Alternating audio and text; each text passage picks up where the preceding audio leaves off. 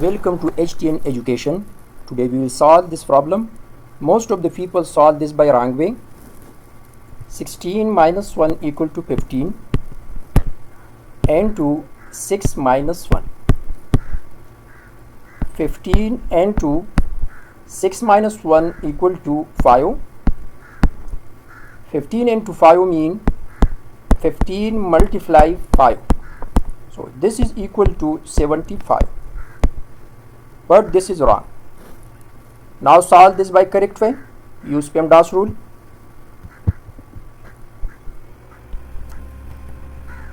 P for parenthesis, E for exponent, M for multiply, D for divide, from left to right. Equal priority for multiply and divide.